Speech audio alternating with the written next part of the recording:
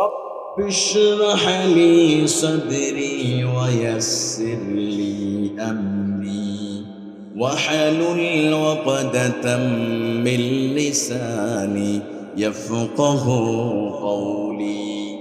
মূসা আলাইহিস সালাম আল্লাহর কাছে দোয়া করলো, আয় আল্লাহ, তুমি আমার হৃদয়কে তুমি প্রশস্ত করে দাও। আর এখানে আল্লাহ নিজেই বলছে, নবী, আমি আপনার হৃদয়কে আমি প্রশস্ত করে দিয়েছি। সুবহানাল্লাহ। এটা আমার নবীর হৃদয়টা এতটা প্রশান্ত ছিল, এতটা মানে প্রশস্ত হৃদয়ের ছিল। আমার নবীর কলিজার ভিতরে কোনো হিংসা ছিল? তিনি সবার সাথে সমান ব্যবহার করেছেন। অমুসলিম হলে তার সাথে খারাপ ব্যবহার করতে হবে, এমন ব্যবহার রাসূলুল্লাহ ডিকশনারিতে ছিল না। অমুসলিমদেরকেও আমার নবী ভালোবেসেছে।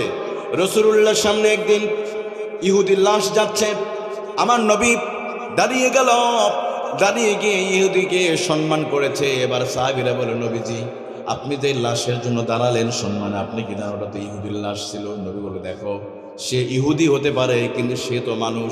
আমি রাসূল তাকে মানুষ হিসাবে আমি আল্লাহ রাসূল সম্মান দিয়েছি। আমরা অনেক সময় কি করি না, সে তো ভিন্ন মতের ভিন্ন তরিকার, একটু গরিব মানুষ, পরে কেন সম্মান করতে যাব?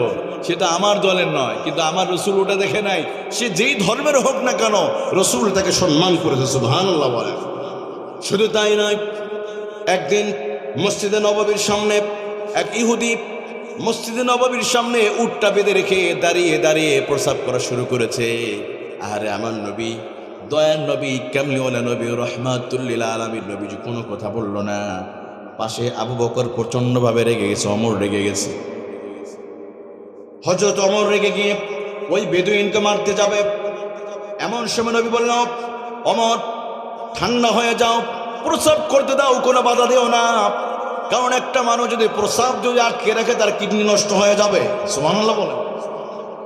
আমার নবী তো শুধু নবী না, তিনি তো একজন বিজ্ঞানী ছিলেন।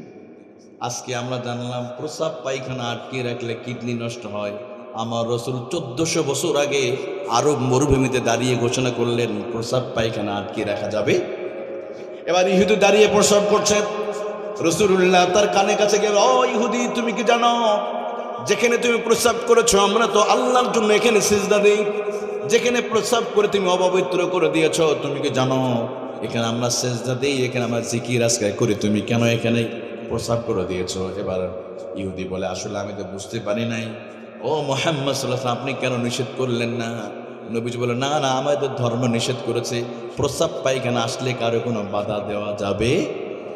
এবার বেদুইন বলল, দেখেন, এটাই যদি আপনার আদর্শ হয়, আমি তো